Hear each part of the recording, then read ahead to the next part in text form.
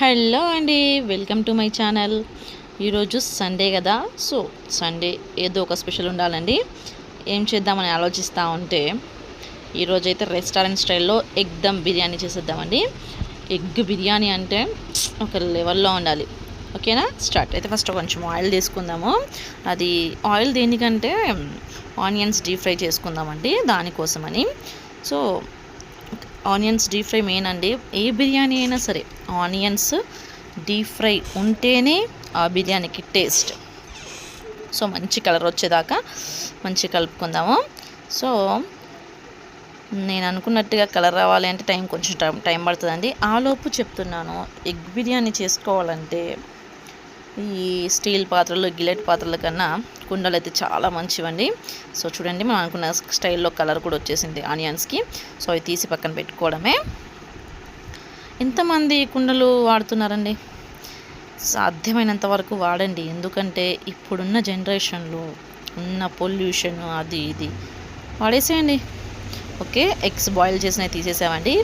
So eggs గురించి చెప్తుంటే గుర్తొచ్చింది, చాలామందికి ఒక డౌట్ ఉంటుంది. ఏంటంటే కొన్ని ఎగ్స్కి ఎంత ఉడికించినా సాల్ట్ వేసినా ఏం చేసినా పొట్టు అనేది ఊడుతూ వస్తుంది దాంతోపాటు. ఎందుకు అని, అవునా? అయితే అది ఏంటంటే చాలామంది దాన్ని తప్పుగా అనుకుంటారండి. ఎగ్ పాడైపోయింది అనుకోవడము, లేదంటే ప్లాస్టిక్ ఎగ్స్ అని అనుకోవడము. అదంతా ఏం లేదంటే అవి ఫ్రెష్ ఎగ్స్ అయితే మాత్రం ఖచ్చితంగా మీరు ఎంతసేపు ఉడికించినా పెంకుతో పాటు తోలు కూడా ఊడొస్తుందండి. సో మాకు షాప్ ఉంది. అయితే ఇంతకుముందు మాకు ఒక కస్టమర్ సేమ్ ఇదే కంప్లైంట్ చేశారు, అక్క ఎగ్ ఉడకబెట్టిన తర్వాత. సో తను అలా చెప్పింది కాబట్టి మీకు కూడా చెప్తున్నాను. ఎగ్స్ పాడైపోవడానికి మనం తెలుసుకోవాలి అంటే మంచిగా వాటర్ నింపేసుకొని మంచిగా అందులో పెట్టి వేయడమేనండి. ఒకవేళ ఎగ్ కనుక తేలుతూ ఉంటే అది ఖరాబ్ అయిందని అర్థము. లేదు అంటే అది మంచిదే, వేరే డౌట్స్ ఏం పెట్టుకోకండి. సో ఇప్పుడు మన ఎగ్స్ కూడా ఫ్రై అయిపోయాయి. సో పక్కన తీసేసుకుంటున్నాము. ఫ్రై తీసుకున్న తర్వాత మన ప్రాసెస్ స్టార్ట్ చేద్దామండి. అప్పటికే మనకు ఆయిల్ ఉంది. సో బిర్యానీ ఐటమ్స్ మొత్తం అందులో వేసేస్తున్నాను. లవంగాలు, దాల్చిన చెక్క, పువ్వు, బిర్యానీ ఆకులు, సాజీరా, మిరపకాయలు అవన్నీ వేస్తున్నాను. వేసి ఒకసారి మంచిగా కలుపుకోవాలి. కొంచెం పుదీనా కూడా వేసానండి. పుదీనా ఎంత ఎక్కువగా ఉంటే బిర్యానీ అంత టేస్టీగా వస్తుంది.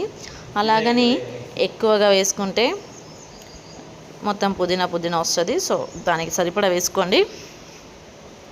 సో మంచి కలుపుకోవాలి. ఒకసారి కలుపుకున్న తర్వాత అల్లం ఎల్లిగడ్డ పేస్ట్. ఓకే, అల్లం ఎల్లిగడ్డ వేసుకొని మంచిగా కలిపేసుకోవాలండి. అల్లం ఎల్లిగడ్డ ఫ్రైగా అంటే పచ్చి వాసన మొత్తం పోయేదాకా మంచిగా కలుపుకోవాలి. సో ఆ లోపు మన నెక్స్ట్ ఐటమ్ ఏంటో రెడీ చేసుకుందాము.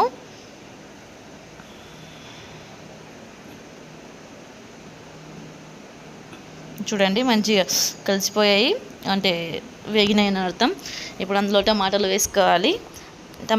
చాలామంది టమాటా రసము తీసేసి పక్కన వేస్తూ ఉంటారు. అలా చేయకూడదండి. అలా చేస్తే మనం టమాటాలో ఉన్న ప్రోటీన్స్ అని మిస్ అవుతాము. సో టమాటా మంచిగా కలుపుకొని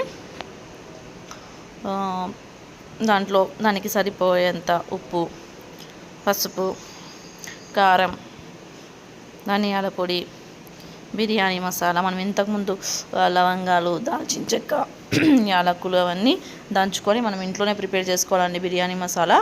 అవి బయటవైతే అంత టేస్టీగా ఉండకపోవచ్చు. సో మనమే ప్రిపేర్ చేసుకొని మంచిగా కలుపుకొని పెట్టుకోవాలి.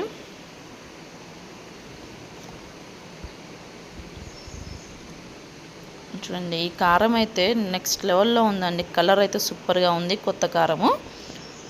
కర్రీ తినడం సంగతి పక్కన పెడితే టేస్ట్ మాత్రం ఎక్సలెంట్ ఉందండి. ఓకే, ఇప్పుడు దీని పని అయిపోయింది, క్యాప్ పెట్టేయడమే. సో ఇప్పుడు ఇంకో కొంచెం పుదీనా తీసుకొచ్చాను. అది వచ్చి మన రైస్లో వేయడానికి. రైస్ ఆల్రెడీ ఉడుకుతుంది, దాంట్లో వేసేసాం. ఇప్పుడు ఎగ్స్ ఇందులో కలుపుకోవాలి. మన ఎగ్ కర్రీ కూడా ప్రిపేర్ అయిపోయింది. అందులో ఎగ్స్ వేసుకోవాలి.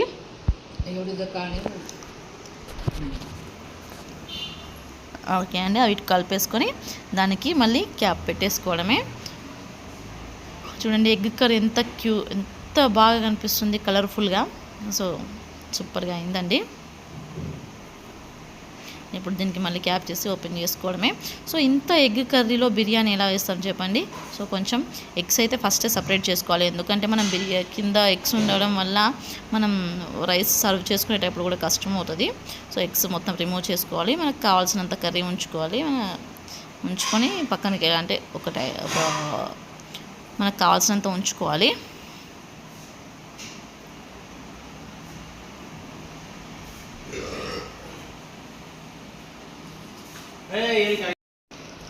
ఓకే అండి, మన ఎగ్ కర్రీ తీసేసాం కదా. ఇప్పుడున్న దాంట్లో మంచిగా కర్డ్ కలుపుకోవాలండి. కొంచెం కర్డ్ తీయటి పెరుగు ఉండాలండి బిర్యానీకి, ఎప్పుడైనా పుల్లగా ఉండకూడదు.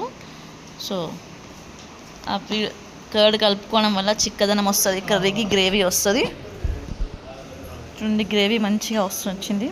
ఇప్పుడంతా మంచిగా రైస్ చల్లుకోవాలి లోపల. ఆల్మోస్ట్ 70% కాదు 80% ఉడికిన రైస్ని ఇందులో వేసుకోవాలండి.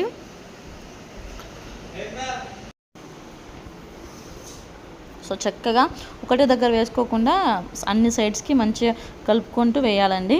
సో చూడండి మన రైస్ కలర్ కూడా చేంజ్ అయింది, ఎందుకంటే అందులో ఉన్న మసాలాలన్నీ రైస్కి మంచిగా పట్టినాయి. అందుకని ఇలా మంచి లేయర్స్గా వేసుకోవాలి. వేసుకున్న తర్వాత ఏం చేయాలండి, మంచిగా దమ్ పట్టియాలి. బిర్యానీకి మంచిగా దమ్ పట్టిస్తే మాత్రం ఒక రేంజ్లో ఉంటుంది బిర్యానీ. మర్చిపోయా, మనం ఎగ్స్ వేసుకోవాలి పైన. సో ఈ ఎగ్స్తో మంచిగా గార్నిష్ చేసుకోవాలి. మనం ఇంతకుముందు సైడ్ తీసిన ఎగ్స్, మళ్ళీ ఆనియన్స్ కూడా అందులో మంచిగా స్ప్రెడ్ చేయాలండి. స్ప్రెడ్ చేస్తే అయిపోయింది మన రెస్టారెంట్ లెవెల్లో బిర్యానీ. అయితే మన లోపల రైస్ ఇంకా హాఫ్ ఉడికింది కాబట్టి దీనికి క్యాప్ పెట్టి మంచిగా ఒక 15 minutes వదిలేయాలండి. సో ఇప్పుడు తింటున్నారు మా వాళ్ళు, చూడండి వాళ్ళ ఎక్స్పీరియన్స్. వావ్ సూపర్ అంట. థ్యాంక్ యూ అండి. నచ్చితే సబ్స్క్రైబ్ చేసుకోండి. మా వాడు కొంచెం ఓవర్ వేస్తున్నాడు, మా నానమ్మ